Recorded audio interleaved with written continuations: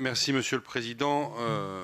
Monsieur le maire, bon, comme l'ensemble de mes collègues, on est assez stupéfait par ce qui vous est arrivé. Moi, il m'est arrivé des choses à peu près similaires il y a une dizaine d'années, mais j'avais pu bénéficier d'un soutien incomparablement plus important de la part du préfet et des gendarmes pour faire face à une situation qui aussi mettait en cause ou en danger ma famille.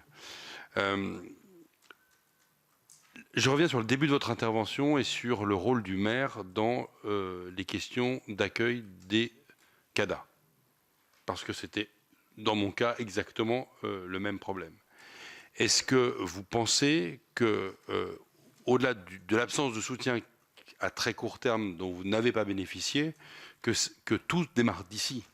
C'est-à-dire que le maire d'une ville aussi importante que la vôtre, c'est une ville de 15 000 habitants, ne soit pas associé en termes de gouvernance à toutes les décisions principales qui touchent à cette question de l'accueil des demandeurs d'asile sur un territoire. Est-ce que c'est pas ça qui fait que finalement vous êtes à chaque fois dans une situation de jouer le mauvais rôle?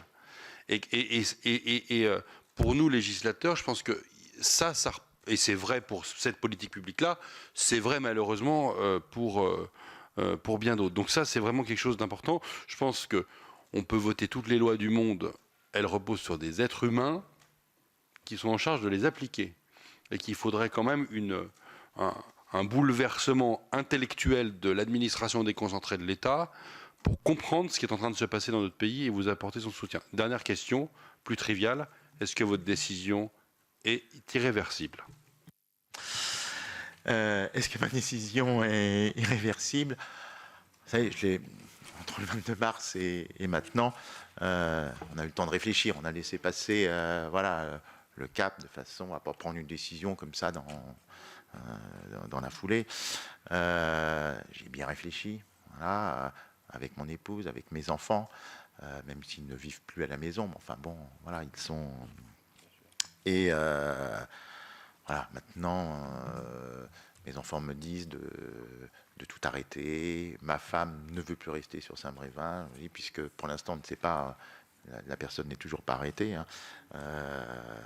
Donc c'est ce qu'elle me dit en faisant mes courses. Si ça se trouve, je le croise, quoi. Enfin, compte, il est peut-être en train de rigoler dans mon dos une fois qu'il m'a croisé. Donc, plus ce qui s'est passé le week-end dernier, voilà, on n'a pas envie, donc ma décision, voilà. Et je ne reviendrai pas en arrière. J'ai bien décidé. J'avais un autre projet que nous avions construit avec mon épouse, mais nous avions prévu pour la fin du mandat, parce que de toute façon j'avais décidé de ne pas m'en présenter en 2026, hein, ça faisait déjà 3 mandats. Et donc ce projet, nous allons l'avancer et puis nous allons pouvoir en profiter. Voilà.